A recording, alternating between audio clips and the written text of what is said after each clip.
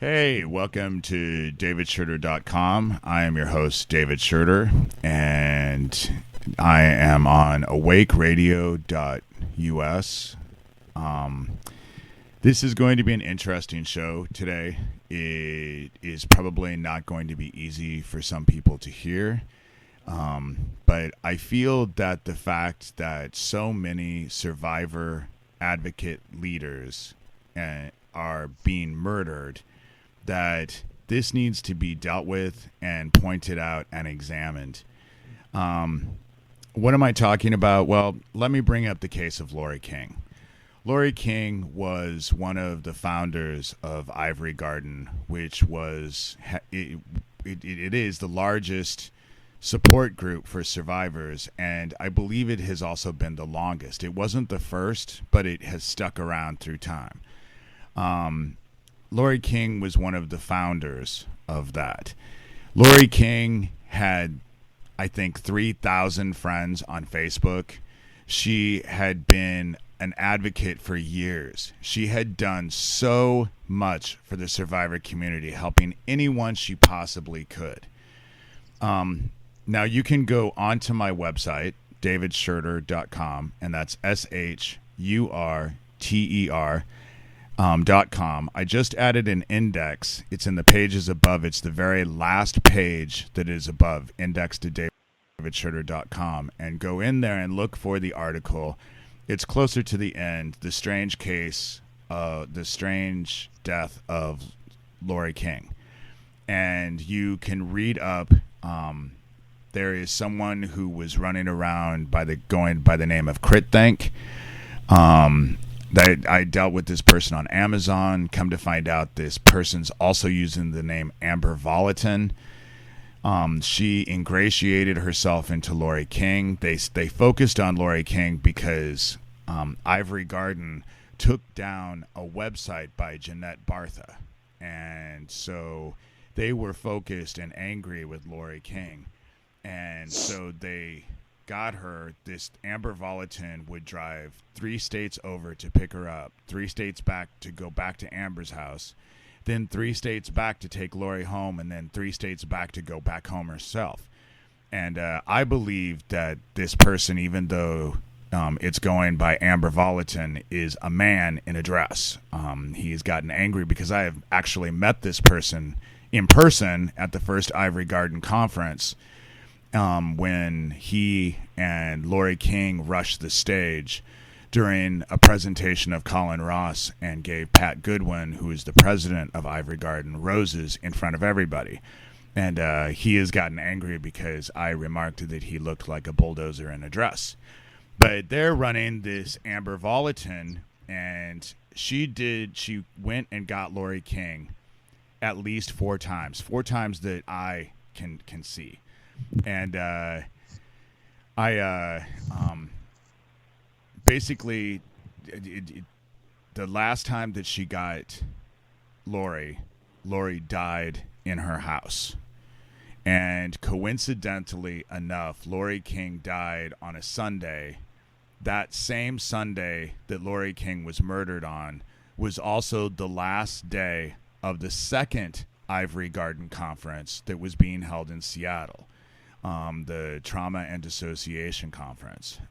They are actually getting ready to have another conference this next weekend, and it's igdid.org.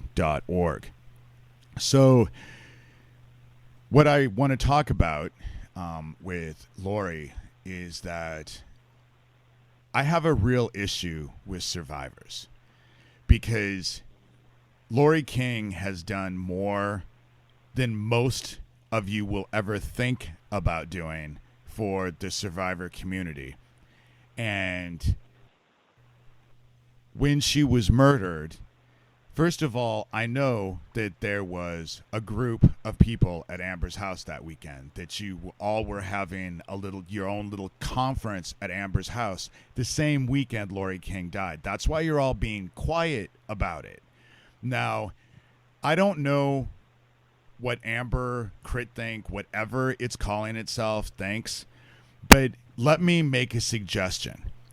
If you murder somebody, maybe it is not in your best interest to go on the internet and brag to everybody about it and tell everybody that even if they told anybody, no one would believe them, because that might be true for everybody else.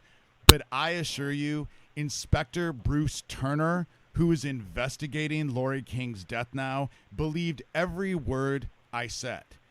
And then I couldn't prove that it was all over this website until Jeanette Bartha came on and admitted on Amazon, or it was either Amazon or YouTube, I don't know where it was on the internet, completely talked about the whole situation and validated everything I said, which of course I took screenshots of and sent them to Bruce Turner. And so I am sick to death of survivors being murdered. And I see two things happening. I see, one, people are either running around talking complete garbage about the situation, embellishing it and making it a damn joke, or I see the rest of you sitting by quietly entertained because you're not saying anything. Lori King completely disappeared. You can't find anything about her now on the internet. They have totally erased her. And there are people out there who know what's going on, who have remained silent.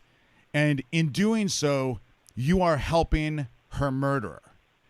And that's what I need to say about Lori King. Now I'm going to bring it to the next person that I want to talk about. And this one, I want to make the distinction between Lori King and who I'm about to talk about. I'm upset with Lori King, and I'm dealing with this, and I want to make it quite clear. Lori King and I didn't like each other. We didn't like each other at all. But just because I didn't like her doesn't mean I'm just going to stand by and let her get murdered either. And so my next guest, though, or the next conversation that I want to speak about is someone that I actually did like. And we were actually, we communicated, not very often, but we communicated on Facebook. His name is Max Weber. He is a survivor. He was a survivor and an advocate who had a huge heart. Because although survivors, it cannot be said that all survivors have a huge heart. Many of you do. Yes, you do. But it can't be said in a general rule that every survivor has a big heart, because it's not true. But I will say, every survivor who becomes an advocate does so because they have a heart. So it can be said that every survivor who becomes a survivor advocate has a huge heart, which compels them to get involved. Max Weber is a perfect example of what I'm speaking of right now. Max Weber was murdered. He was murdered because he was too close and he was making a name for himself in the UK. He came out himself and said that Michael Aquino was attacking him. Well, interestingly enough, I've been at this for how long? And Michael, I've done nothing but attack you. I've sent you emails that were in mass emails. It is quite apparent that I'm after you. And I have you. And so I'm getting a little bit off track because this conversation's a bit emotional for me. But what I've seen with Max Weber is the same thing that I've seen with the situation with Lori King. There are a bunch of you out there who are making this out to be a joke. It's like a circus. And there are many of you who are quiet. So let me point out some specifics. And I want you to know that these are my opinions, and I'm going to speak my opinions. And my guests that I have on today have been asked not to comment on anything because they don't need to comment on my opinions. My opinions are my opinions, and they're based on facts, and I don't need anybody. So don't go looking at my guests thinking that they're responsible for what I'm about to say, because they are not. I am solely responsible for what I'm about to say. So Christine Hart, little Queen of Hearts. I couldn't find the interview that you were advertising about Aquino. So yesterday I reached out to you on Facebook on a post that you wrote, complaining that someone had accused you of murder. And I'm not accusing you of murder. What I'm accusing you is being involved into a conspiracy to commit murder. Because when I asked you about Aquino, I wanted to see what you would say. You told me that so many people complained that you had to cancel the interview. I know Aquino. I know Aquino well. And I know Aquino doesn't do interviews with people he doesn't trust. And so it tells me that you are involved with Aquino. The other connection that I have to Aquino, to you, Doug Dietrich. Doug Dietrich is running around acting like he's this big advocate. Let me tell you something about Doug Dietrich. Years and years ago, I focused on Aquino, and I was demanding a public debate with cameras. And Aquino wouldn't give it to me. And it was well known in the survivor community that Doug Dietrich was an Aquino apologist. And so when Aquino wouldn't give it to me, I focused on Doug Dietrich, especially after I found out that Doug Dietrich and Michael Aquino were really very good friends. Right after I focused on Doug, everything changed. It was like someone waved a magic wand, and suddenly, not only did Doug and Michael, not only were they not good friends, now they don't even know each other. Wow, that was amazing. And so for those of you who are running around saying, oh, well, Doug Dietrich talks about David Shurter on his show. Yeah, he might. But let me tell you, he's never agreed to have a public debate with me. Ever. In fact, he's declined every single time. Christine Hart, who runs this show, who's all this big advocate, who was running around, she, Doug Dietrich, and Max all did interviews together. So I know they had Max ingratiated with all those people. And again, they don't work with people they don't trust. And so I think, I know that it was a conspiracy to commit murder. I think that Max was drowned. I think he was attacked with weapons. Before he ever did his last interview, that interview was a setup to make him look crazy so that everyone would focus on it. And it was meant to discredit. And why? Because Max was bringing to light a problem with child trafficking and abuse. The same crap that came out in the 80s that they covered up the first time. And so Max was coming out and trying to do his best to help. And they surrounded him. They made themselves a huge part of his life, and they murdered him, just like they did Lori King. And what are all of you doing? You're either gossiping and just making crap up constantly, or you're sitting back entertained, silent. And both of them are despicable, in my opinion. We need to stand together.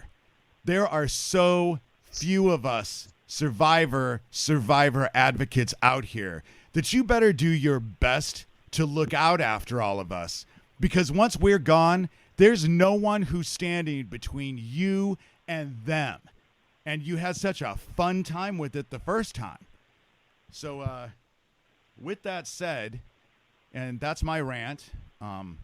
As you can tell, I'm calming down because I'm looking forward to this interview.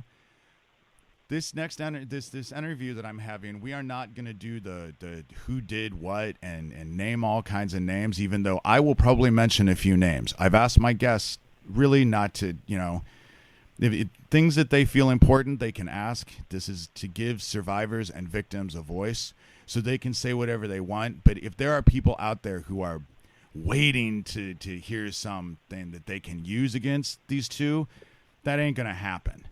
And so I would like to have the next hour and a half to be a celebration, because we need to know who Max Weber was.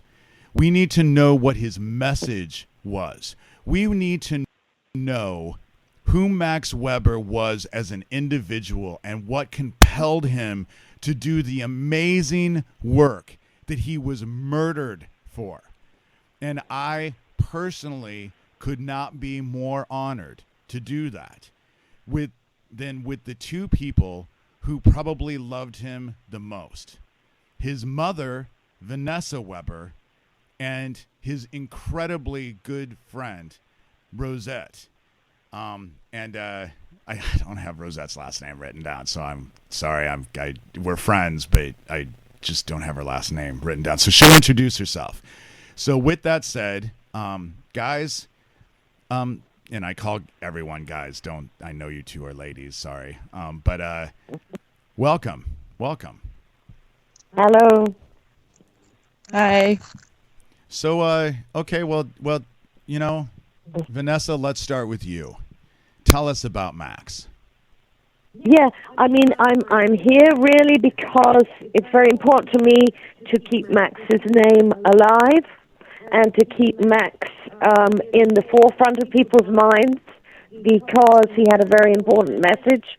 I don't need to repeat what his message was because his message is very clear from all of the beautiful videos that were taken Vanessa, over the period of years. Vanessa, I'm going to ask you, as his mother, what was Max's message? Please tell us in your words. Difficult for because Max said it so eloquently, and Rosette can probably express his message far better than I because there was so much exchange between the two of them.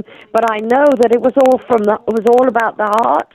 It was all about people needing to return to the heart, and it was about the dangers of getting involved with, I want to say the dark side, but actually he used to say to me, don't think in terms of dark and light, Mum. Think in terms of the fact that there's a battle going on. He used to say there was a battle going on in heaven, in fact, and that the forces of love needed to win, but that we were right in the center of that battle now. And that was how he spoke, like as if it's happening, has been going on for a while, but it's coming to its conclusion, and that if we don't get it right, a lot of people are going to sink and essentially not come through. I'm for people who know me, I'm well aware of that message. I know that message incredibly well because basically what you're saying is that Max preached love and that it was the only thing that was going to save us in the end. Yes. And that is why he was slaughtered. And I just want to point out, I know that the two of you have I know that because I've mentioned Michael Aquino, and I'm going to keep mentioning you, Michael, Mr. Aquino, because really what has happened is that you are no longer the master of anything. And the time has come for the student to take the place of the master. And let me tell you, I'm very, very good at what you taught me. And you think that you can quelch this message because Max is like me and like others. There are many of us who are here directly from heaven.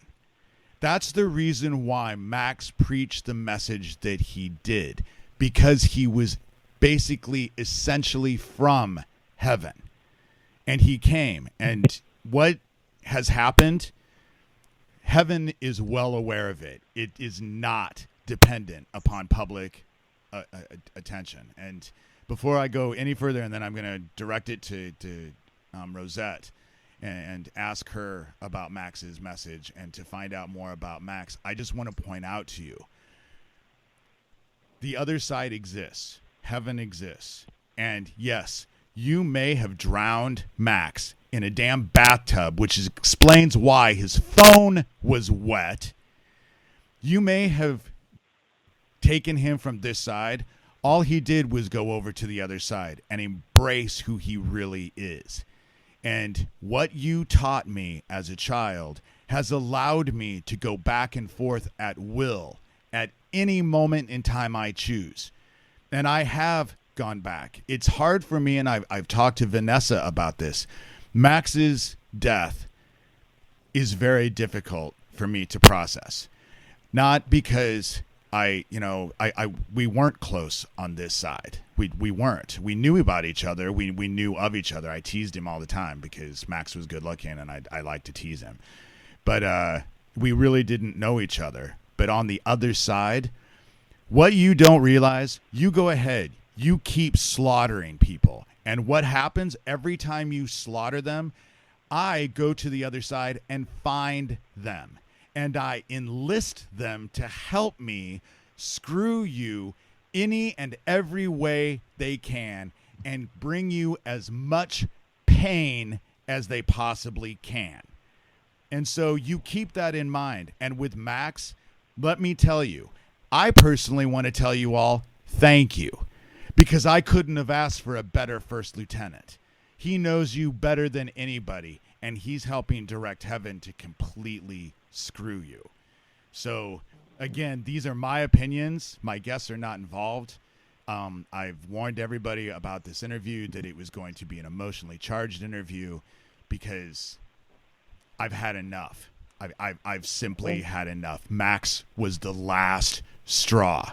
And the fact that I'm watching this circus ensue is starting to irritate me, not just with the bad guys, but with all of his supposed supporters who sit by and allow it to happen. But Rosette is not one of those. And so, Rosette, please, you knew Max. Will you kind of explain to us his message? And Rosette or Vanessa spoke about videos and where people could find that information. Could you also explain that while you're telling us his message? Yeah. Okay. First of all, I just want to correct. His last name is Spiers. David. I'm sorry. And I'm sorry. And Vanessa's is Bates is her last name. But that's I don't okay know where because I got Weber. I don't know. I don't know where you got that, but but it's okay. you have to understand with my training, names and numbers. I can't I have almost a weird thing about names, and I never forget a face ever. But names, and it's like that on Facebook too. Anyway, it's like everyone has different names and stuff like that. So it's hard anyway, for everybody. So no worries, but just people are going to wonder why. Well, don't I feel like an idiot? I've gone through this whole thing, and I'm talking about. I don't even. Have I don't his name think right. it's the important thing. I don't think it matters. Yeah, it's not. I always it's not. knew him It's as not. Max. But just so people aren't confused, that's all. I just want to clarify. I always knew him as Max. That's why. That's how I knew him. Yeah. And so, please, Rosette, what was his message? You're his. You were a very good friend. He would do daily postings on Facebook, and he would give his thoughts.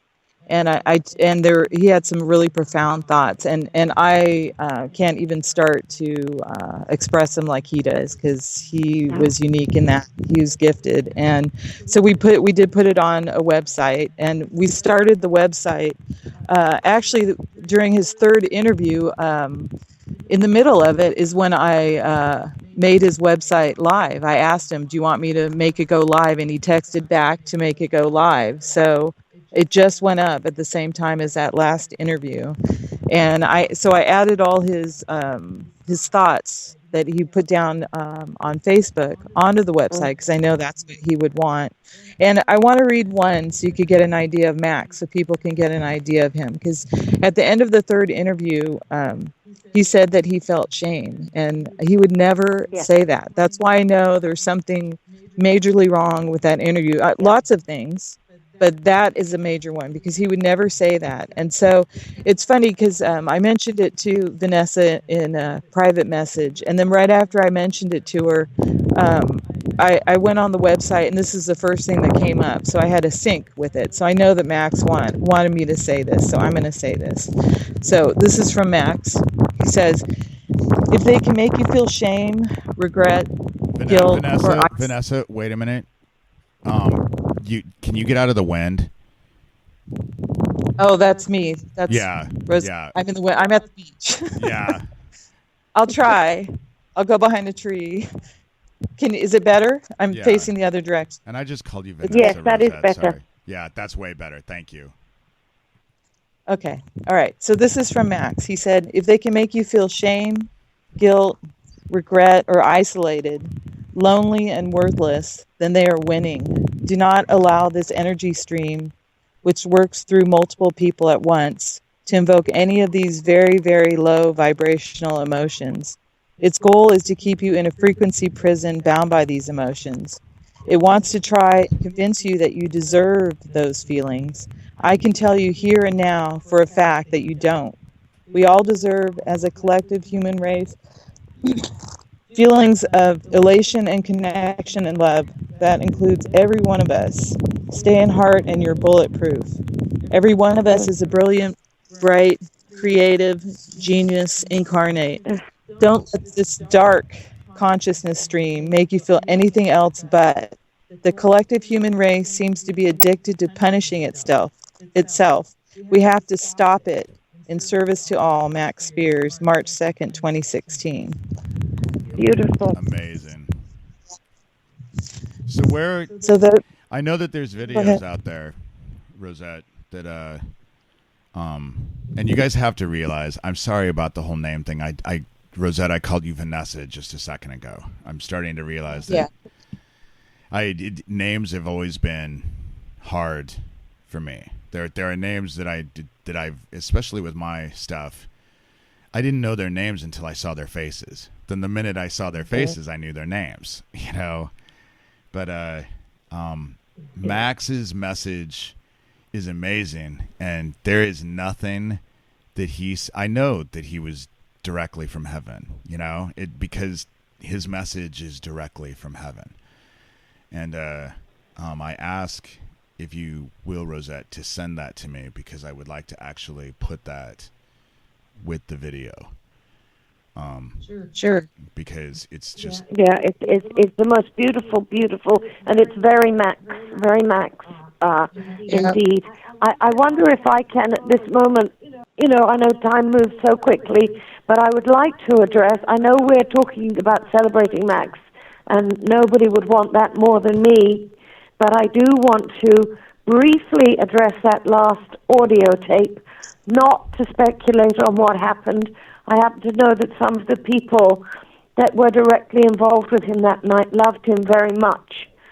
So this is not a finger pointing as far as I'm concerned, or any of us. This is just, there was something very dark happened to Max that night. And that I believe with all of my heart. But for those of you out there who I have encountered, Vanessa, who have talked about his addiction, this is what I want to say, and it's very important for me that I get this out there. Max has had addiction problems throughout his life. He has battled addiction. Once you've experienced it, it's a lifelong battle. Anybody that knows about addiction knows this. Max was here with me for 2 years, and Sarah Adams, for that matter. And we will both attest to the fact that he was as clean as it is possible to be. There was something that went on in that was nothing to do. I'm reading and getting very, very upset, as you know, because I've never been involved in this field before. But I'm reading people saying, come on, he was a junkie, that's it. Screw you, people are saying on there. Screw Max, you're all loved up. You're all in love with him because he was a pretty boy. I'm reading this shit. And the truth of the matter is something was wrong on that videotape. And it was not just a young man who was drugged up. I want to make that clear. Something happened that night. And I don't know the answers.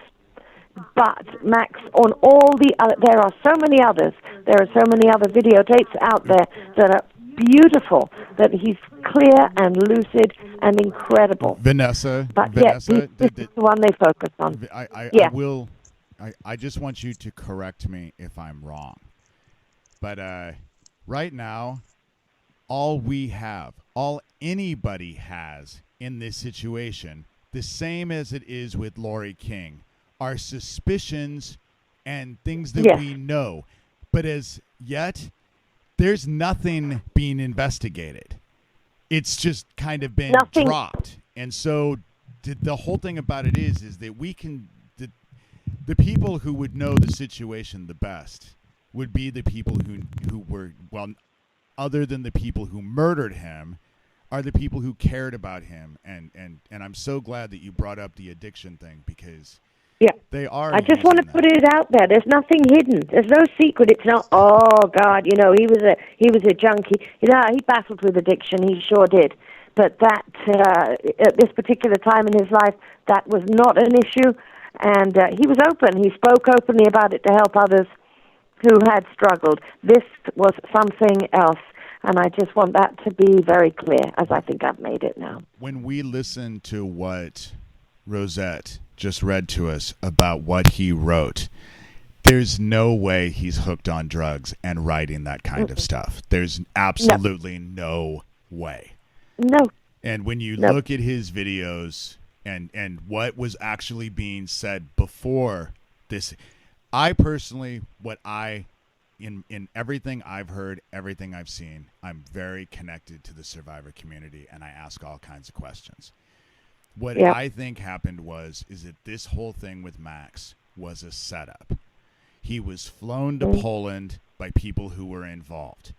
He did this interview by people who were involved. It was important for them to have this last interview, because he sounded exhausted and somewhat whacked out when I heard it. I've told you, it was the first interview I'd ever really listened to of Max. David, he was getting attacked. Oh, he was during that interview. See, the thing is, what's funny, okay, is that there's this targeted individual community, TI community, which okay, I'm a member and of. I don't hear people. Yep. Yeah, but others like that are in the UK area, I don't hear anyone discussing how he's getting attacked on the video. It's so clear to me.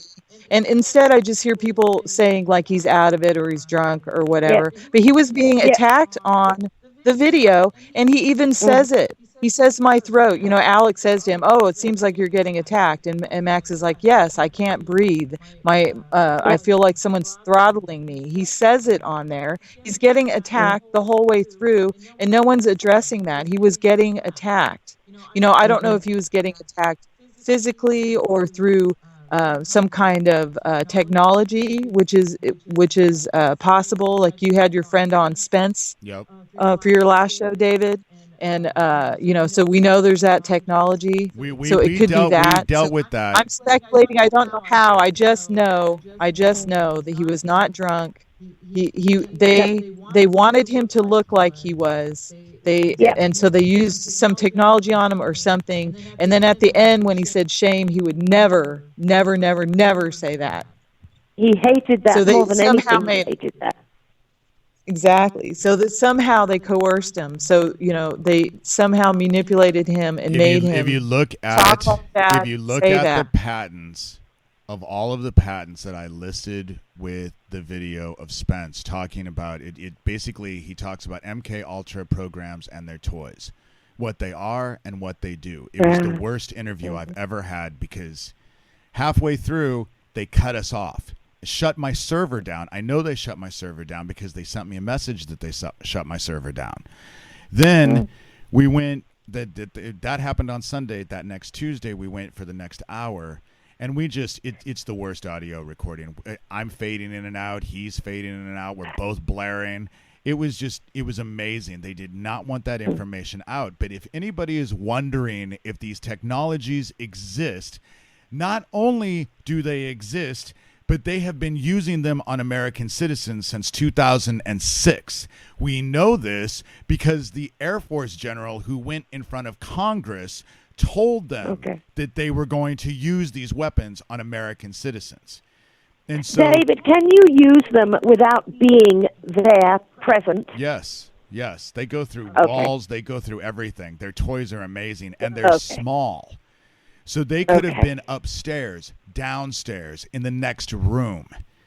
Or even like further away than that. Oh, you can. You can be further away. You can be in another house. I mean, I don't understand how these technologies work, but I understand that what I do know is probably not as advanced as they are, because we only know what we know, and they're probably light years ahead of, The whole thing about it is that I personally believe that it was all a setup.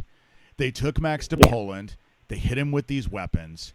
They had that interview so that they could use it to discredit him. They went on, and now what they're doing, and I don't want either one of you to comment on this, but what they're doing now, they're using people like Christine Hart, who's running around. If I see her post another picture of Max Spiers, I am going to vomit, because she was heavily involved. If she wasn't involved with Max's murder, she's definitely involved with the people who are involved with his murder. And I'm talking about you, Michael Aquino.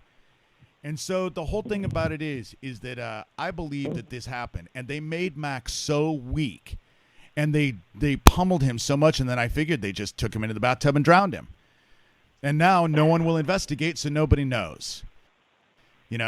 And we're just supposed to assume all this gossip and all these lies and all this government spin, because they have it's funny. It's no secret to the people who know me that I go on to hoaxdeadresearch.wordpress.com all the time. It's a government-run website for the UK, and it is being used to quelch all of these allegations of child trafficking and elite child trafficking and all of this dark, nasty, sick stuff that has come out now second time, and it's coming out globally again second time. And so the whole thing about it is Max was trying to expose this. I'm trying to expose this. And I am not going to watch these people use Christine Hart, because as she's working on this, I love Max so much, she's drawing other survivors to her in hopes that they will trust her so that they can do the same thing to them, just like they're doing in America when they're going online with these secret groups that I've talked about. And they're all being run by the government. The government with the UK is working with the government in the US, because what happens in the UK eventually hits the US. Right now, it's all coming out all at once. And so they're trying to quiet it, and they quieted Max. What happened to him was meant as a message to everybody. And now they're trying to use people like Christine Hart to bring in more survivors so they can do the same thing to them, only they won't be as vocal. But again, I want to tell you, Michael, Mr. Aquino, Max is not gone. And you are so screwed. But with that said, I want to talk a little bit about what you guys, Vanessa and Rosette, both of you, I want to talk a little bit about what we know about how Max died. There's a lot of stuff. He was on drugs. There was black stuff coming out of his mouth. I've heard all kinds of bizarre stories. And so you don't have to go into detail. Only talk about what you're comfortable with. And if it's an uncomfortable situation, we certainly don't need to go there. But I would really like to have people know, what do you guys know about Max's death? I mean, what are the details that you can share? Let me start, Rosette, by simply saying I wish I could have been a fly on the wall. I've wished that every day since I heard the information. I don't know. I wasn't there.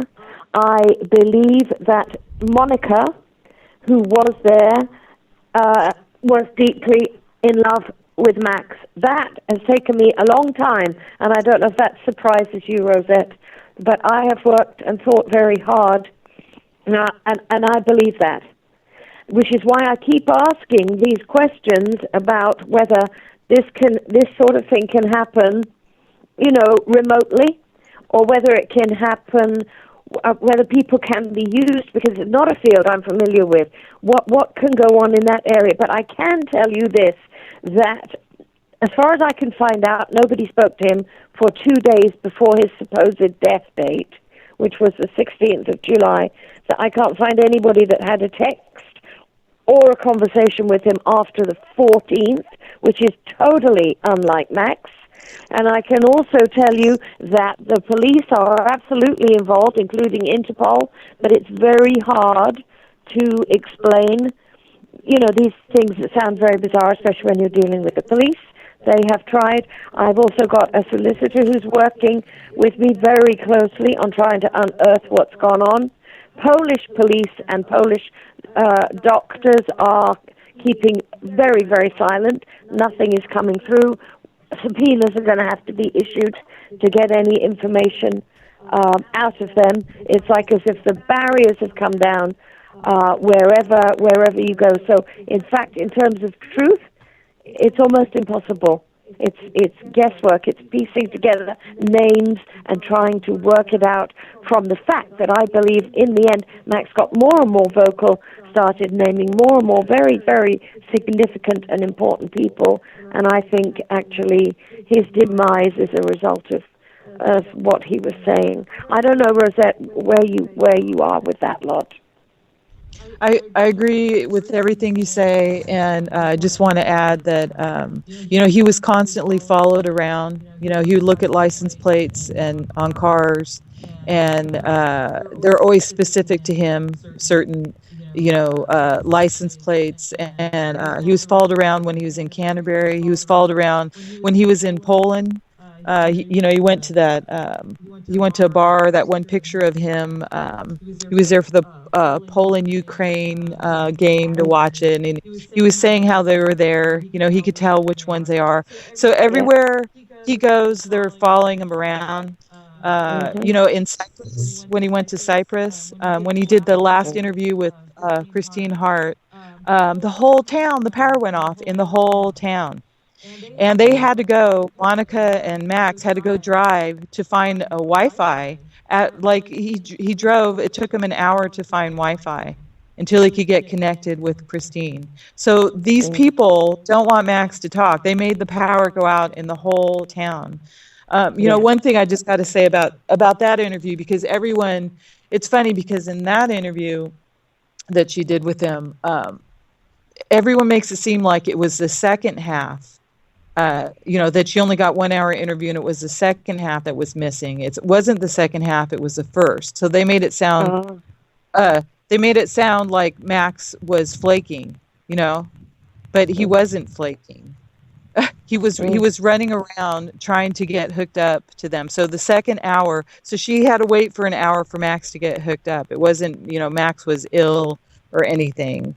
So right. I don't know. There's just something, and then immediately when he got back, and he was totally healthy when he was in Cyprus, and they went to Cyprus for a vacation, because people are speculating he went there for like some kind of mission, some kind of job or something. No, he went there for vacation. They just went there to relax. They went to the north of Cyprus. He's really excited to go see Richard's Castle. He's really excited about that. And he was totally healthy. He was totally happy. I texted with him, all the time when he was over there, and he was totally fine. He texted me right after that interview with Hart, and he was, like, oh my God, I can't believe it. The power went out. They did all this. It was crazy. I had to go run around, and he was fine.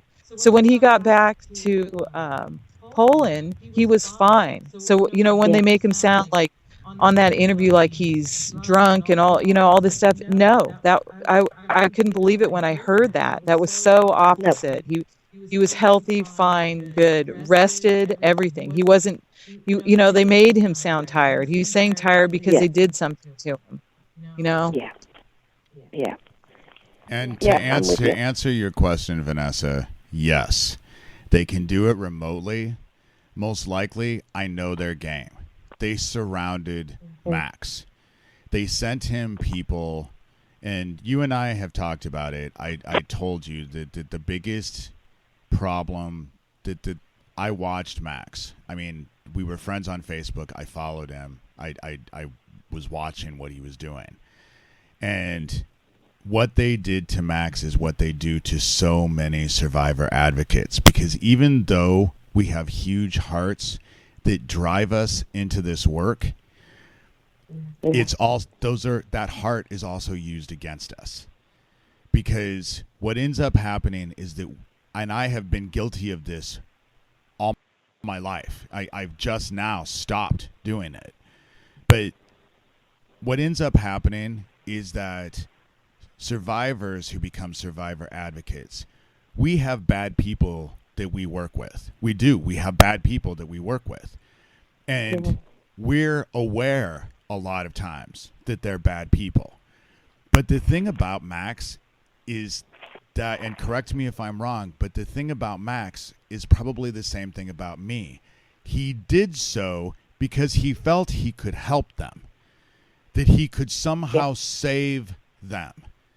And they, and so it's just like Jesus Christ. Who did Jesus Christ hang out with? Beggars and prostitutes and all of the people who were the unhealthiest, considered the most unhealthy, but it was because they were the ones who needed it the most. And so Max let himself be surrounded by bad guys. It's just that in this work, but the name of the game. It is the name of the game, and I will tell you, I've told you guys this, I think I might have said it before, Max did not die so much as he just got a huge promotion. And so, heaven is using Max. Max is taking his work to a whole new level. And it's amazing. And so tell us what Max was like, Vanessa, growing up. I mean, what was he like as a little boy? I know we talked about the drug thing, but tell us, what was his interest? What was that not obviously all throughout. He was an extremist as a little boy. He would do things like climb up onto a roof of a house that we had, and I'd hear him saying, "Mom, hi, Mom," and I'd think, "Where are you? Where on earth are you?" And then I'd see I climbed out of his bedroom window onto the roof. He was about 3 or 4. And he was leaning over the top of the roof, calling out hi to me. So I had to rush upstairs and really quickly grab him in case he dropped off the roof. He used to go too fast on his bike. He used to climb much too high up the side of buildings. So he was that kind of a kid. Never knew where he was. You had to watch him all the time. He was a risk taker. But thank God never came to any harm. Was always falling and injuring himself, but nothing more than that. He was very popular kid. One of those guys that, other kids really like. Sociable, loved people. He was strong. He did the javelin for All England at school. And it's funny actually, thinking about the Sagittarius, it's only just come into my mind. He was very Sagittarian by nature, and he did throw the javelin. But he was always cheering for the other members of the team. I say to him, "You're the one you're supposed to be wanting to win," and he would say, "Well, but look at him, look how great he is." So strangely, very supportive of even his competitors. That always stood out to me about Max. Full of life, full of joy, very happy kid, with brother and a sister who adored him, and to this very moment are in a terrible state of grief, both of them, at the loss of him. So that, I'm sure, is, I don't suppose that surprises those who know him now. I think he probably came across it as that. I suspect probably that you yourself were a bit of an extremist as a kid. I think perhaps that comes with the territory. Was he said? Did you? At the end. Vanessa, did you say Max was Sagittarian? He's actually 22nd of December, so it's what I don't know how much you know about astrology, but it's right on the cusp. But he was, there's a lot of dominant Sagittarius in his birth chart. That's interesting, because I am definitely Sagittarian. There you are. Well, they're the warriors. Yeah. And I was an extremist. And I thought you might have been, yeah. Fought for the underdog. I was always fighting for the underdog. And so... There you go. Max was... So, Rosette, you knew Max. What were your impressions of Max? Oh, I don't know. I don't know if I could talk about Max without crying. The whole thing about it is that we all need to cry our own tears, though. That's just it. We have to cry our tears.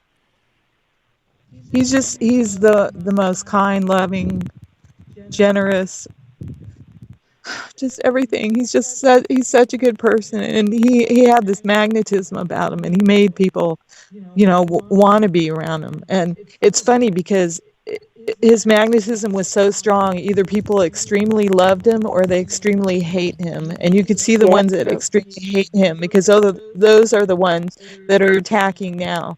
The ones that extremely love him, some are speaking out, but there's a ton out there that love him that are just silent, watching, but are in pain because he affected so many people.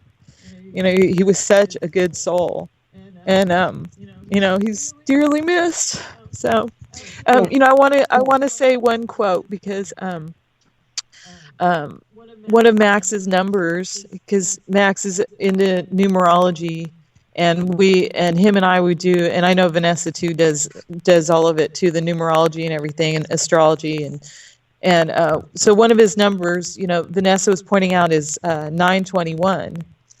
And it's funny because I did a decoding. I did Donnie Darko, and if you look in there, Donnie Darko is jumping on a trampoline, and that reminded me of Max, because Max was jumping on a trampoline at the very end, the very last interview, and in there they talk about a sparrow, and they mentioned it with the girl that his girlfriend that passed, but it actually is also talking about Max, because then Max, or Donnie died at the end, and so it reminds me of Max. And so I saw this quote. It's Matthew 10:29. So if you look at 10:29 and you put it backwards, you have 9201, and in numerology you always take out the 0, so you have 921. So this message was for us. So I want to just read it really quick, because I think it'll help people feel better. So it says, "And fear not which kill the body, but are not able to kill the soul, but rather fear him which is able to destroy both soul and body in hell. Are not 2 sparrows sold for a farthing, and one of them shall not fall on the ground without your Father." So that told me that no matter what happened to Max, at the end there, that he's with the Father. That, the assholes, they don't have him, because people are saying like there's some kind of soul technology, and they might have his soul, and it's not true. He's with the Father. And so that message he made sure that we got, and it's his number, 921. First of all, wow. That's I don't really know very much about numerology, and Rosette, that's amazing, because wow. But the other thing that I also want to talk, that I just want to discuss about what you said, is no one can thwart the will of heaven. They cannot steal your soul. That is the most ridiculous thing I have ever heard of in my life. They cannot steal your soul. It is not theirs to take. They have toys, yes, but don't give them more power than what they have. They're just bullies. And even though they believe they're gods and they want all of us to believe they're gods, I assure you, I assure you. And Michael, I've said this to you before. You've heard this before. You all pledged your soul's allegiance to me. You gave me bonds that you can't take back. And I've told you that it's not heaven that you need to be focused on. You need to get the control of your souls back. And so I gave those bonds to he who dwells within the dark. And so I suggest that you take your little war machine right into the darkness and take your souls back. You are gods. It should be no problem for any of you. And so I don't know where that came from. I will tell people that we prayed today right before this interview, and that came out of nowhere. But it stands true anyway. So sorry, I didn't mean to distract us, but Max was an incredible guy. It was weird because the more I watched Max, but the more that I talked to you guys and the more I watched his videos and the more that I actually got to see it, I never even met the guy, and I miss him on this side. And so no wonder they took him out, and this was a message. Oh, well, if they can take out Max Spiers, then they can take out anybody. Wrong target, guys. It wasn't Max that you needed to take out. And thank you, because now you've given me a first lieutenant who knows all of you better than I could have asked for. He knows you better than he knows you as well as I do. And so thank you, because you guys are, the bad guys, and this includes you, Michael Aquino, first and foremost on my list. Oh, by the way, Michael, that reminds me, because I know you're going to listen to this. I have a question for you. Because you have a website out there that says that you're willing to take a risk, and you have this website, Ask It, Michael Aquino Anything. And so I have a question for you that you never seem to answer. And so I will ask it again on this show so that you can answer it. How's Lilith doing? Is she doing well? Is she? Because something tells me she's not doing so well. And I want you to take a good hard look at her, because as soon as I wipe out every single person you care about, you're next, and you're my special pet. So keep that in mind. And I do it with Max's help. So thanks, because I know you were involved because of what Max was saying, because he was calling you out directly. So let me call you out directly, Mr. Aquino. I've done it, for not how many years, and you still act like you don't know who I am. Everyone else does, but you're oblivious. So, wrong target. But all of the pain that you're listening to in this phone call, let me tell you, parlaying your karma for as long as your group has didn't make that energy go away. It just let it build. And it was what I put in the darkness.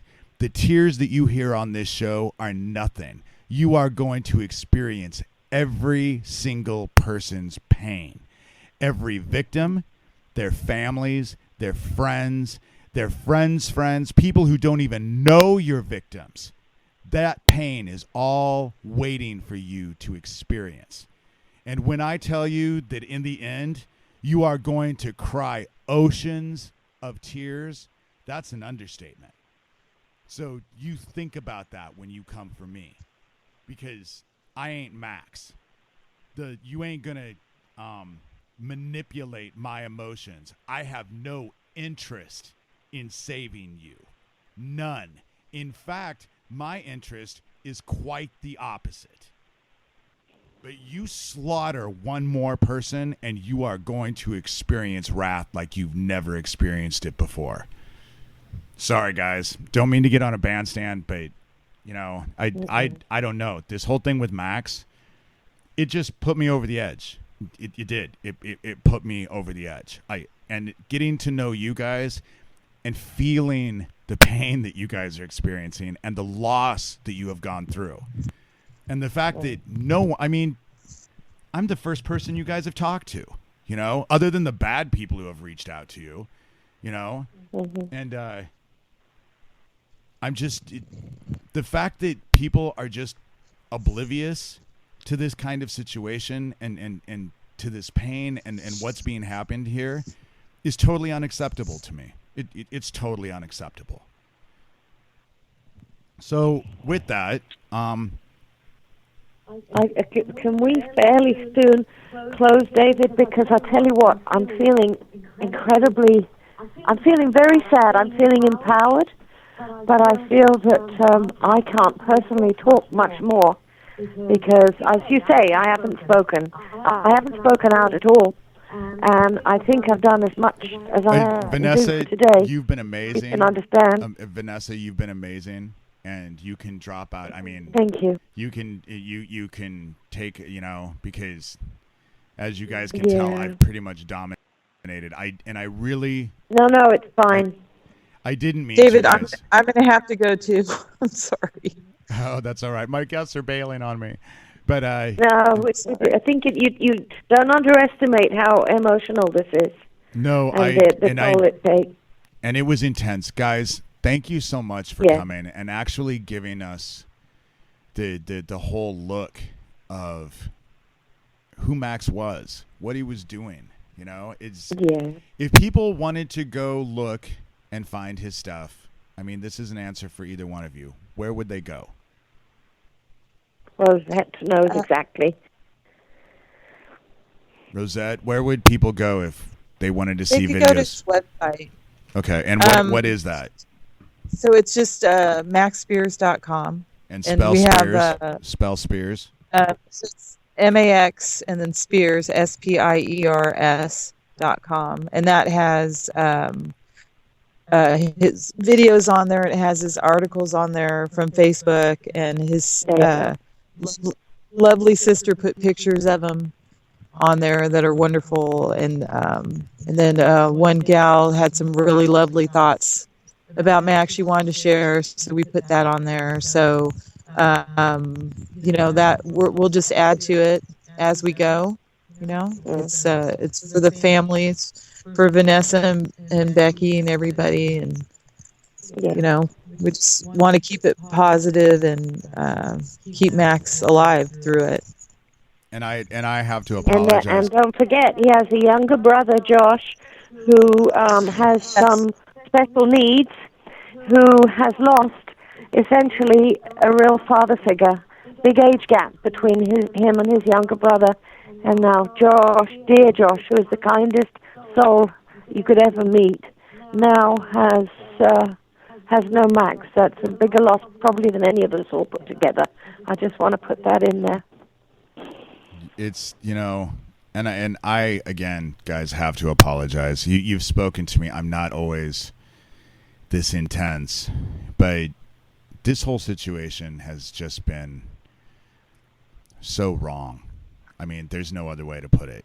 It's been so wrong. Yeah, there's no question. And all right, I'm going to step away, and thank you. And Rosette, I will speak to you.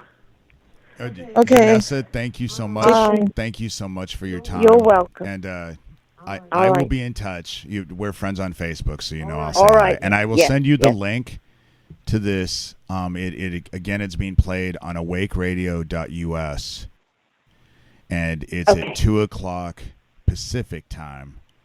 So it's going on, but I will send you the link. Make sure that I have your email address. Just PM me to make sure. I will send you the link, share it out with anybody. Warn everybody that your host was kind of intolerable, but No, that's fine. That's great. All right, I'm going to step away, and I will be in touch. Hey, thank you. And Rosette, bye-bye for now. Bye. Bye, Vanessa. Goodbye, Vanessa. Rosette, I know that you need to go as well, and so I don't know how this is going to work with Call Note. I'm recording this, but I just wanted to say thank you so much, and give us some last words before you leave. Give us some, what would you want to say to Max, and what do you want people to know about Max? Well, I would like to say that, people need to look at themselves before they speak. And if with their words are hurting people, then, they need to look at themselves, because why are they doing that? There's all this negative energy going around on Facebook. There's so much cat fighting. There's so much ego, everyone saying they know Max and this and that, and back and forth on Max and who knows Max better and who Max is visiting, and all these things about Max, and nobody's thinking about Max, about his message, and it's from the heart. And so that's what we should be doing. I mean, everyone should stop this cat fighting, bickering, negative bullshit and focus on his message. If they really care about Max, that's what they would do. Well, I'd like to leave it at that. And also realize, though, that is being instrumented on purpose.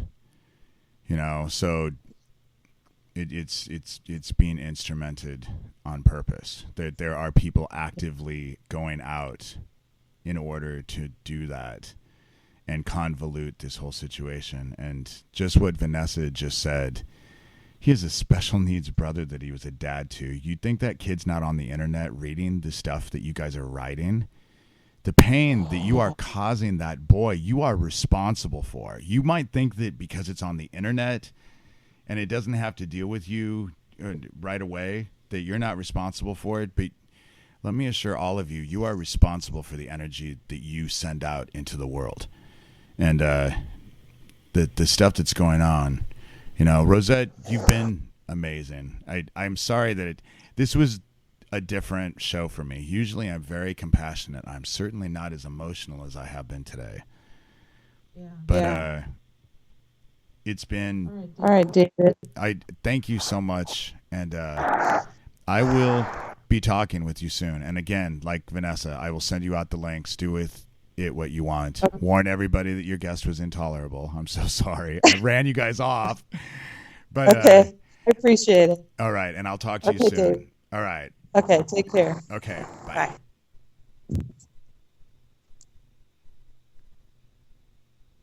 And okay, so as you can tell, my anger is a bit intense to deal with. People are afraid of Michael Aquino. I am not afraid of Michael Aquino, nor am I afraid of any of the cult. The reason why is because I own them, or their essence anyway. That was all part and parcel of growing up to believe that I was the Antichrist. And so I just think that the whole situation has been kind of crazy. I am very disappointed and somewhat disillusioned by the survivor community as a whole.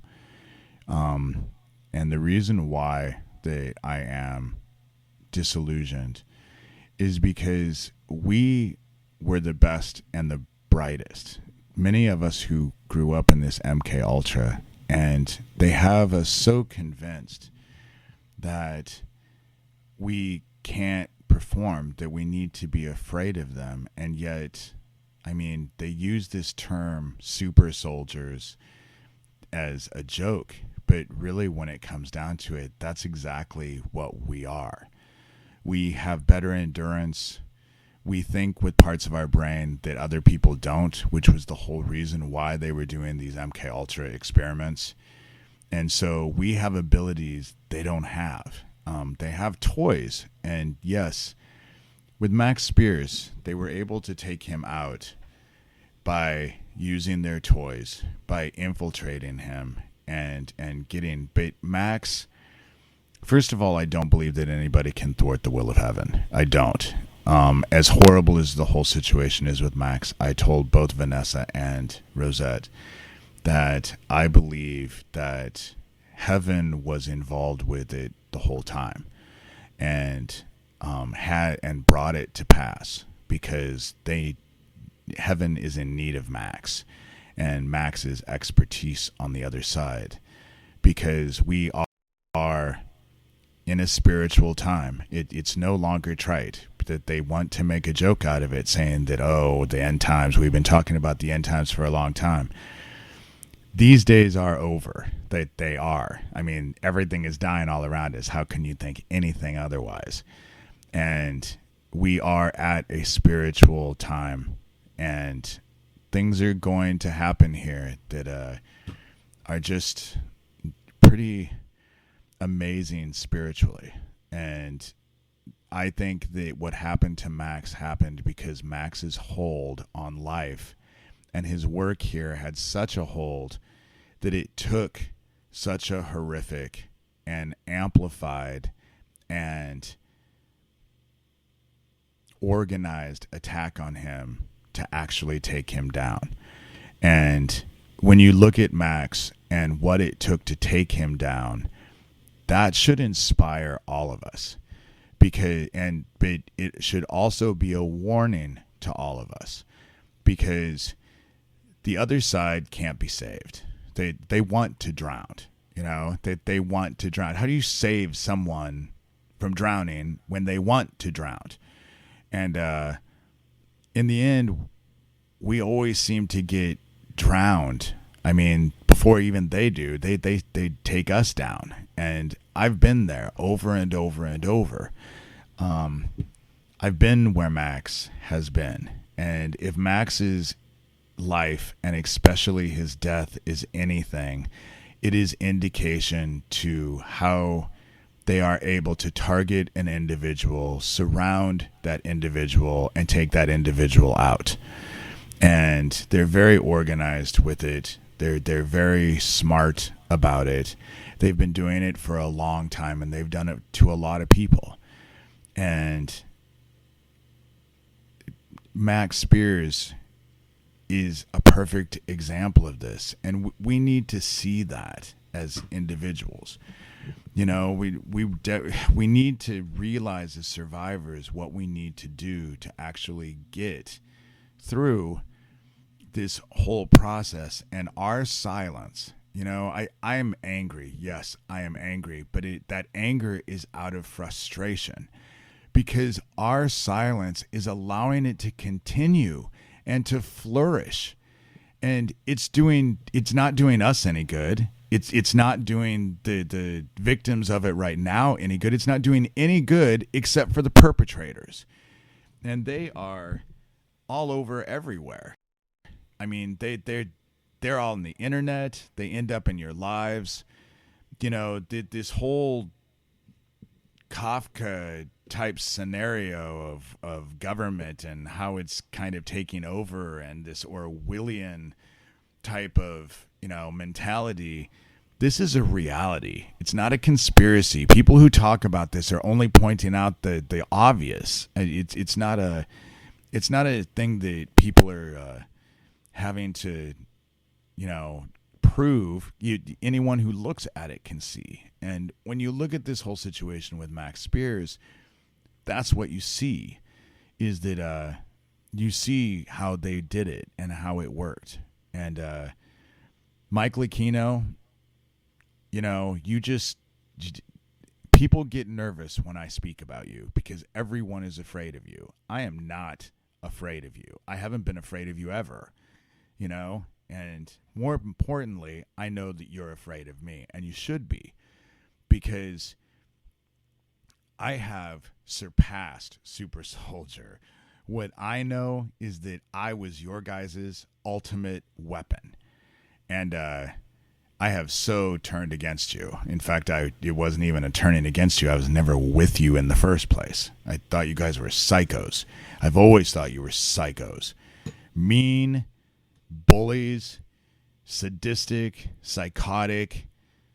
But there was really nothing about you that I could find appealing to emulate in my own life. I mean, you and your group stand as the epitome of everything not to do and not to be.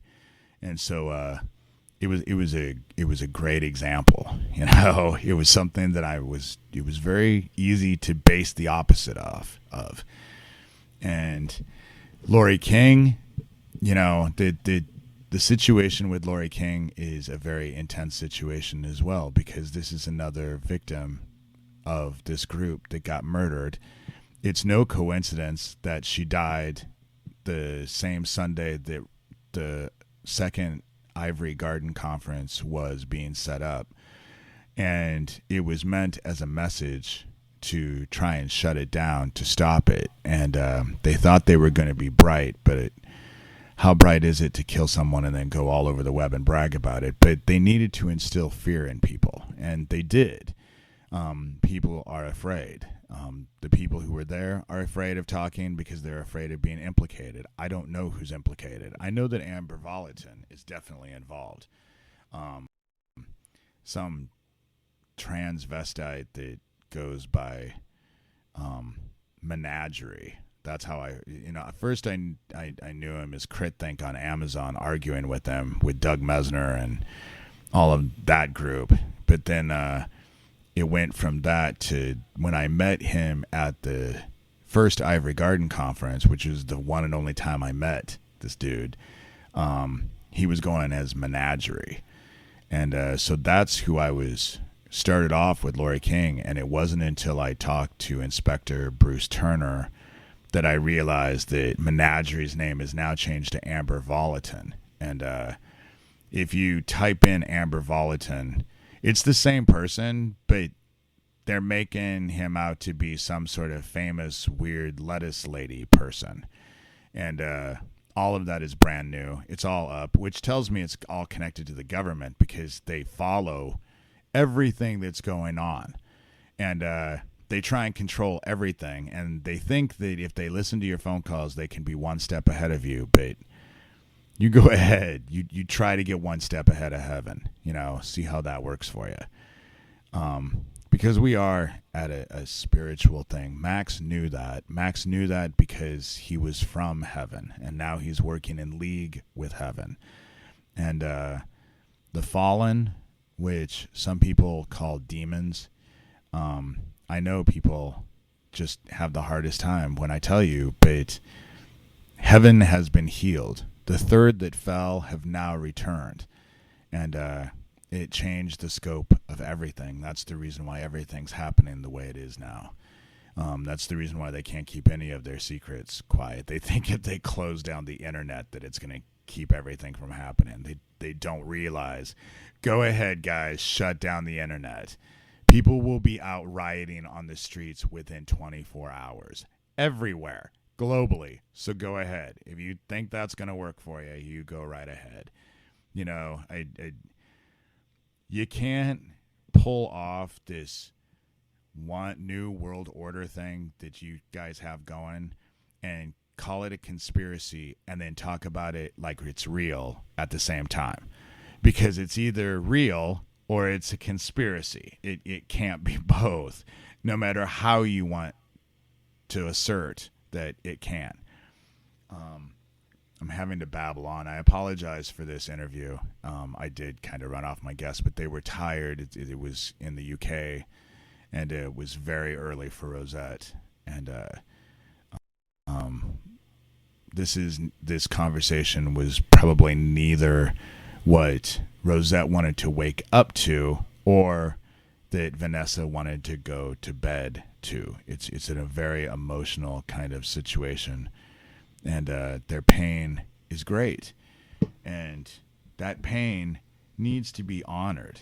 And it's not honored by a like or little comments on the internet talking about it on Facebook. What happened to Max Spiers is wrong. It is so wrong that it defies words. Just like what happened to Lori King is wrong. So wrong, it defies words. And so what we need to do to honor this situation is to stand up and demand justice for this situation and to look beyond our fears and get over our egos and start working together to actually effectively make a change. And what is that change? It's the same change that Max Spiers taught. It's the same, it preached. It's the same message that I'm trying to preach. Love. It's the only thing that's going to save any of you is love. It's not trite. It's not worthless. It's the only thing that is going to save you because there is a darkness coming. They've already opened the door to it with their CERN toy. Just because the darkness hasn't come through yet does not mean the door has not been opened. And it is about ready to just consume here because heaven is getting ready to turn its gaze completely away from this realm. And so the Aquino, not only with the MK Ultra, but I also had the whole satanic Luciferian stuff, which was all casting spells and doing all kinds of energy manipulation, both with rituals, and more importantly, I was expected to just do it with my mind, have no rituals involved. That was a huge part of my training, and I have become very, very effective with it. And I mean, they were brilliant. What they were teaching worked, and it was brilliant, but they just didn't figure that someone could come along and displace them from their little self-made thrones. And so I came along, and it's not just me, Max Spiers. Yes, there are people out there that are doing amazing work that I personally might not get along with. But isn't that the way the world is like? If people are working for the same goal, you get over your personal differences and you just work together for the common goal and get rid of the egos. And so, it's the survivor community needs to come together. And the only way that we're going to do that is to relinquish our fear, stop our silence, and we need to take a stand. They have convinced the survivor community you are all weak, that you can simply be manipulated and taken control of by sitting in a conference and someone's using hand signals. You guys are brilliant. There is no way someone is going to get control of you without you relinquishing the control yourself.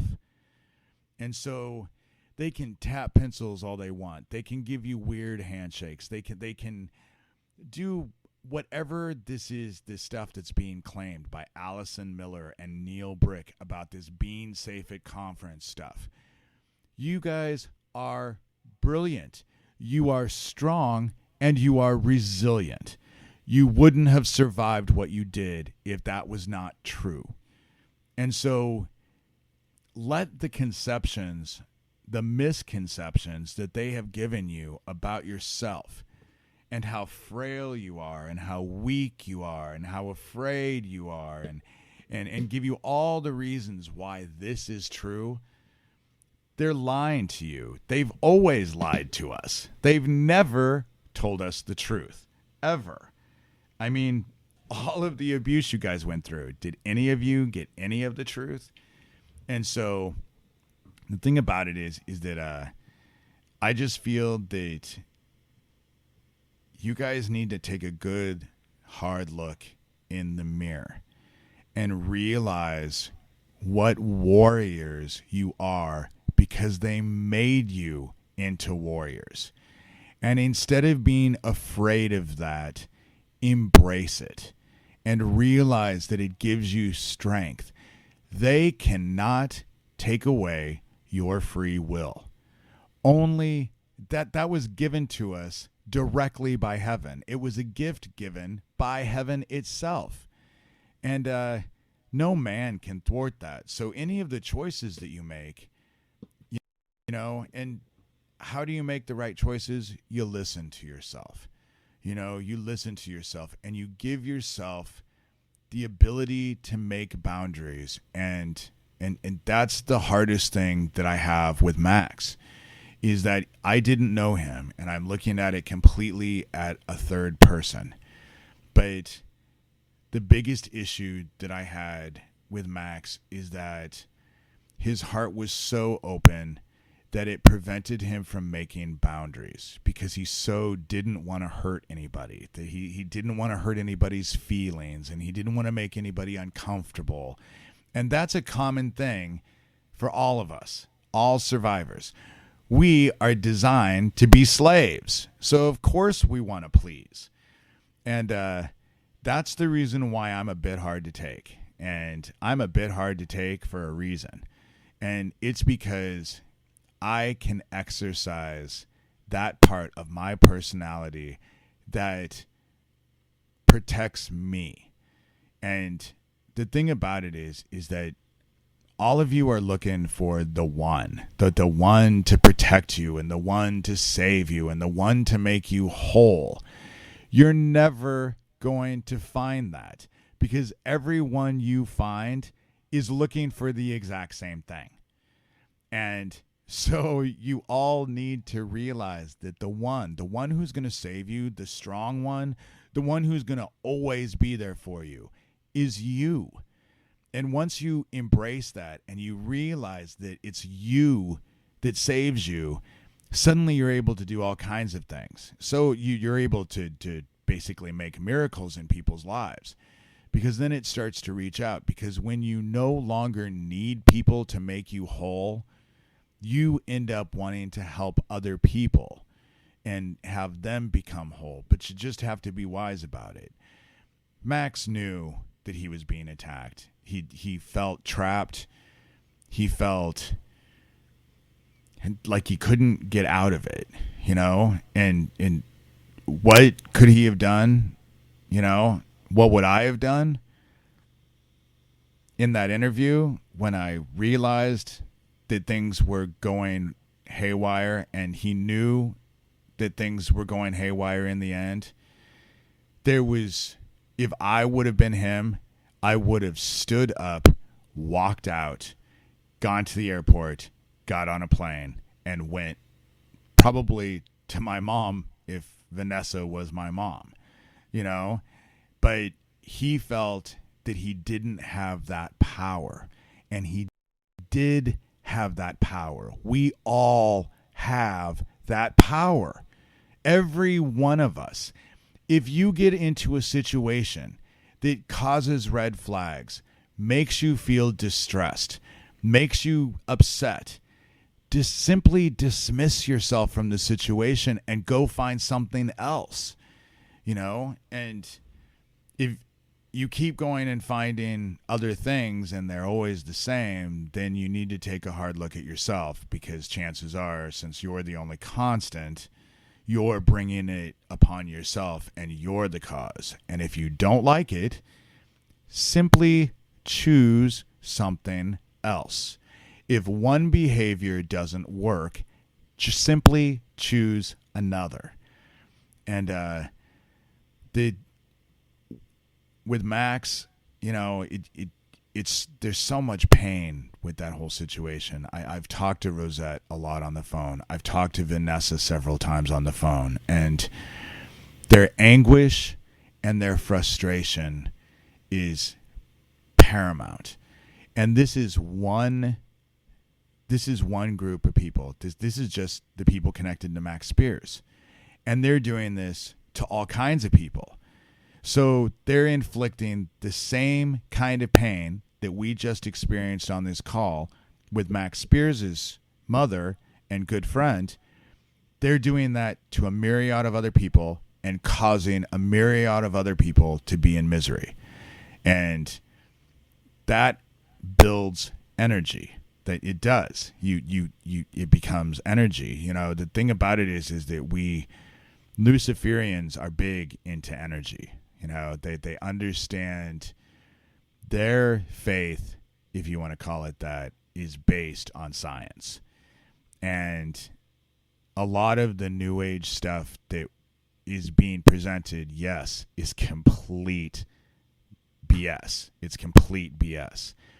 But there are fundamental truths to that are not lies, and they have nothing to do with New Age. They have everything to do from what we were taught at the very beginning. You know, the law of cause and effect, the law of attraction, that you bring to yourself the things that you desire. And the whole thing about it is that we think that we look at it completely wrong, because, you know, a bunch of you are probably thinking, well, I want to be rich. I desire to be rich. I'm not rich. That's not what's in, because it's not money. The way it works is to ask for abundance. And abundance can only be achieved and manifested through gratitude. And so without the gratitude, you can't have abundance. It doesn't work that way. And these are fundamental truths that work on a level that is easy to understand, but we have been told that it's hocus pocus, or to do so is, you know, satanic and demon, and now we have the satanic temple running around making issues out of everything so that nobody can trust anything. The one thing that they don't want you to trust, and this is for every single person out there listening to this, hearing my voice. The one thing they don't want you to trust is yourself. And that's for everybody. They don't want any of you to trust yourselves. They don't care about everyone else. Their goal is to make you not trust yourselves. That's why we have the media blitz that we have that is complete BS. That's the reason why everything seems manipulated. The corporations own everything. Everything is, it's all fake. It has been presented one way, but it's actually really another. Another example, this whole California child prostitution thing.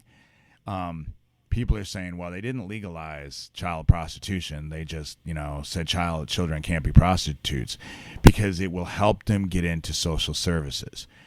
The problem that I have with that is that is true. That's exactly what they want. And why do they want it? Because social services is directly involved. That's the reason why the CPS, the main CPS people, have admitted that they have lost tens of thousands of children. And that's only what they'll admit. We know the number is probably higher because they lowball everything they possibly can. And so tens of thousands of children are missing.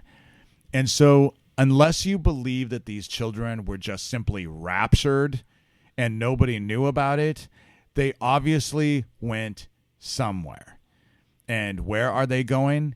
Into this whole pedophile child trafficking thing they have going on that they're making untold amounts of money with. And obviously our governments are involved. Look at Lori Spiers, her murder. Look at, not Lori Spiers, but Lori King. Then look at Max Spiers, his murder. Look at all the stuff that's going on with Hochstead Research and everything that they're going on, because notice they never allow any arguments.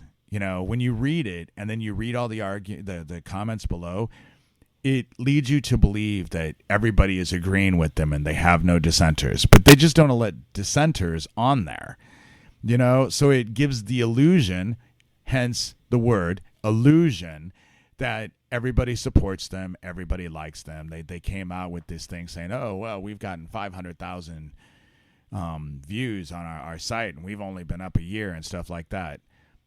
BS, didn't happen. But you can make the claim all you want. It's because you want everyone to support you. And the thing about California is that what we're starting to see is that they're trying to change the laws. And the reason why they're trying to change the laws is because of this whole situation with Corey Haim. They thought that they could distract everybody with the divorce of Angelina and Jolie and Brad Pitt, but nobody in Hollywood has even picked up. They don't even care about that story because I guess everyone is buzzing about Corey Haim and who the A-lister is that dealt with it. Now that's even a manipulation because it's not A-lister. It's not one guy. It's not Jeffrey Epstein. It's Jeffrey Epstein and all of his friends, like Bill Clinton and Donald Trump, who are going to his pedophile rape island. It's not just one person. It's not just Jerry Sandusky, who was selling kids from the Second Mile High Child's Foundation and those kids to elite people. It was Jerry Sandusky and all of the people that he was selling kids for sex with his child foundation. It is not just one guy. And that's what they want us to believe. That's why everyone is seeing these newspaper articles about, oh, this big human trafficking bust and blah, blah, blah, blah, blah. And what do you always see? These poor ass people most of them look like they're on drugs. There is no way that these little groups are behind the child trafficking thing. And these little busts that they're doing, yes, they probably are busts because human trafficking is prevalent almost everywhere. But they're just little guys. They're little fish. They throw you guys little fish thinking that everything's being taken care of, while the true organizers and the big fish, the ones who have never had their business abated, they're still going. strong, you know? And obviously this whole pedophile agenda is going strong. Bill Clinton, Donald Trump, named the most on Jeffrey Epstein's Lolita Express, which is what they called his private plane, left their details at home, traveled to this pedophile rape island alone at least 27 times that we know of. And that was what was written in Jeffrey Epstein's book. And they're both connected to running for president. Obviously, Bill's not, but Hillary is, and Donald Trump, who noticed that the mainstream media has not mentioned at all that he is facing federal court for the rape of a 13-year-old girl. But that's not anywhere on our media. It's true. If you look at it, you can find the documentation. You can see it's all getting ready to happen. It's reality, but nobody's talking about it. And so we have these presidential, they have these, I don't even want to call them what they call them, because basically all they are is a circus. They're a dog and pony show. You know, they get up, they do this debate. None of them get asked the questions that everybody needs to know. They get asked all of this distracting stuff, so we're all looking at all of this other stuff. And really, when it comes down to it, as far as I'm concerned, you know, I consider myself, I believe I'm an earthling. I belong to mankind, you know, so I'm not a big, but I will say that I believe that the ideals that America was initially supposedly founded on, I agree with all of those ideals. I agree that we all need to be able to support each other and not in a way that becomes detrimental, but that we help each other grow and to accomplish our dreams. And all of us deserve this. And I believe in the ideals of America. Now, I don't believe that America now is anything based on those ideals. I don't. I think we're completely corrupt. America is not. I'm going to be 50, and America now is certainly not the America that I was when I was a kid. You know, and it's not. Things were better in the past, but the things that were legal, it's just that we've lost our way, and we've lost our way because we have a group that's performing a concerted effort to help us lose our way. And these are just things that we can't, I mean, you just have to look to be able to see it and to realize that this is being left. And why is this happening? You know, why did they want to take out Max Spiers and stop his message of love? You know, it's why would they want to stop a message of love? And the reason why is because they want you to believe that they are the only ones with power. They're gods. They tell themselves they are gods. And so they can give life and give death at will. And whatever suits them. You know, they this whole motto of doest thou willst, they've taken that to extreme. You know, and here we are. And they took out Max because and they took out Max because Max was starting to make headway, and they didn't want anyone to believe in self-empowerment. Because the only way you can do anything is if you believe in yourself. And so they're trying to kill your ability to believe in yourself. And the easiest way to believe in yourself is to realize that the kingdom of heaven is within you and all around you. It envelops you like a blanket. And once you realize that and you start to understand that, everything else starts to fall into place. And it allows you to be grateful. And it allows you to give forth love. And love is the key. In the Bible, 2 things that you need to concern yourselves with right now. Forget everything else. It's not important. The 2 things that you need to involve yourselves with.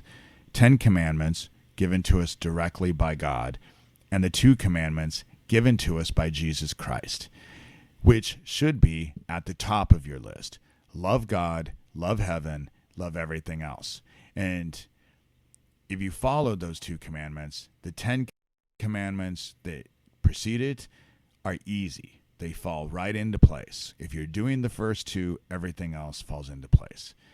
And right now, this message is imperative, because if you do not do this as we have all been commanded to do, you will be claimed by the darkness, and you don't want to be claimed by the darkness because it's bad.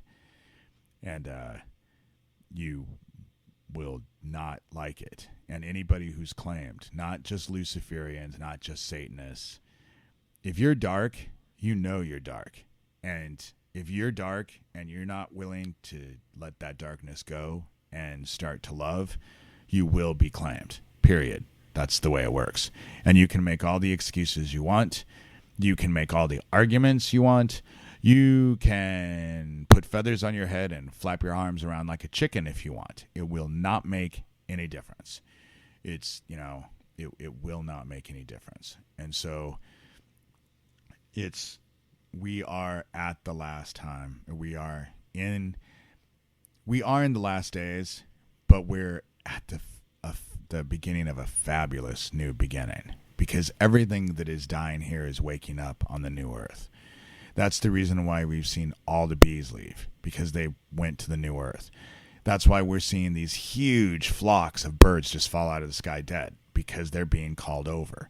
The animals are leaving first, and next will be mankind.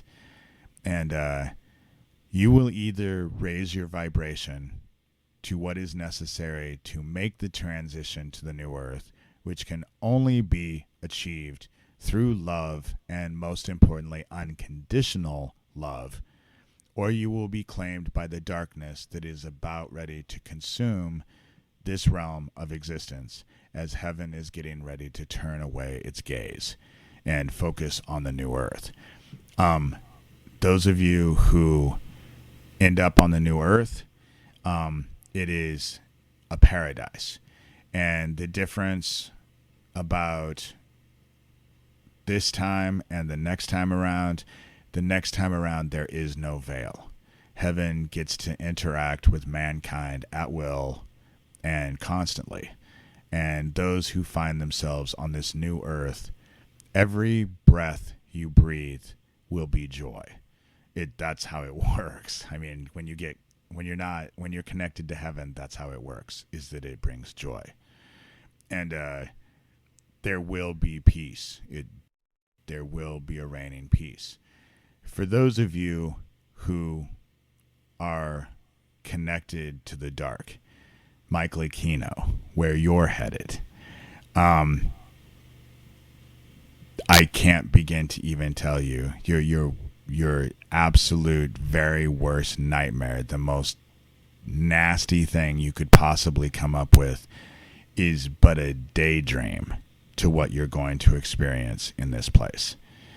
You are going to feel the pain and the anguish and the suffering of every single person that has been ever affected by any of this from the very absolute beginning. And all of it is there for you. And but don't lose hope, because you will get a chance to redeem yourself and get back to heaven.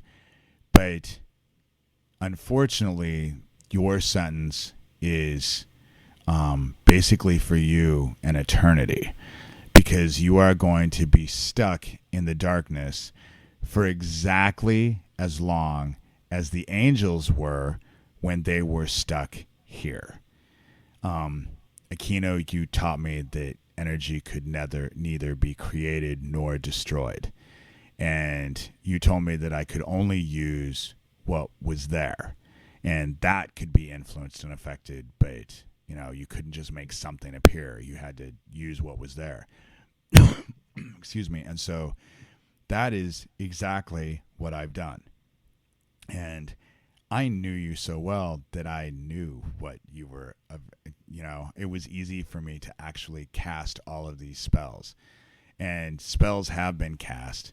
There's no way to turn them back now. They are in full force working out. And I will tell you the same thing that I have told you before.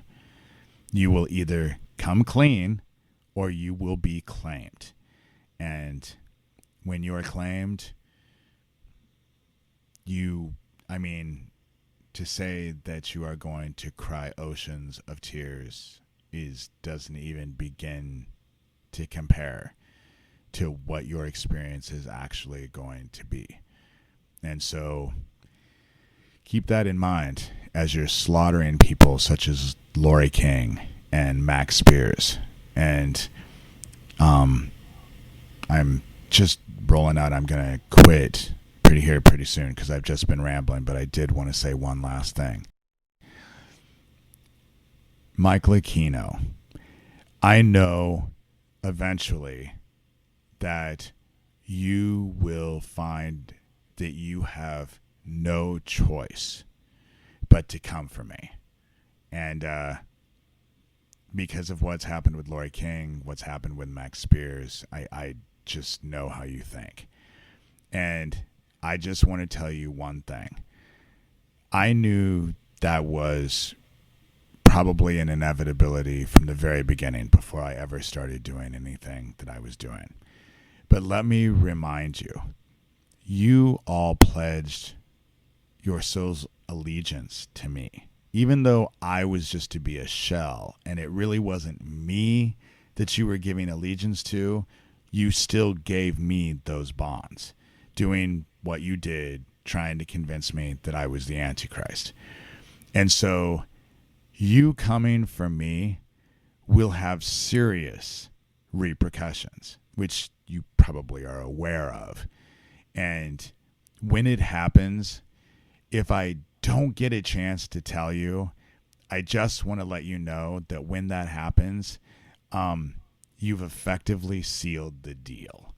I mean, not that it hasn't been sealed already, but it just adds another extra special clause to everything. And so you keep killing survivors, and I'm going to keep finding and exposing it, just like your little weapons and your little toys.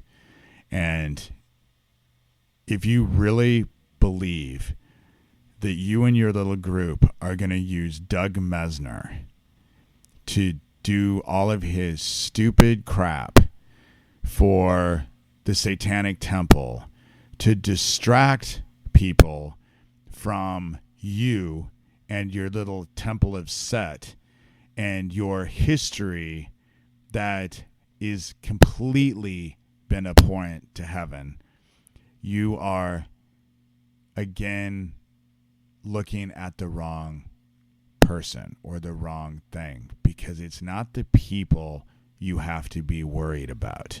It's heaven, and heaven isn't fooled. They know exactly who and what you are. And you have brought upon yourself wrath, because this time is not about love and retribution. That was 2,000 years ago. Heaven is tired of waiting and has become impatient. And because of all of the stupid stuff you and your group have done for as long as you have been doing it, centuries, God only knows, you've brought upon yourself the wrath of heaven.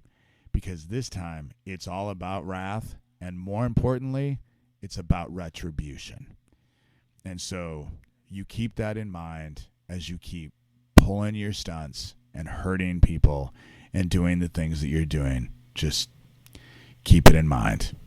So with that, I'm going to end this. I apologize for running off my guest. And I'm going to publish this as it is because it's important. You know, people need to realize that I am just who I am.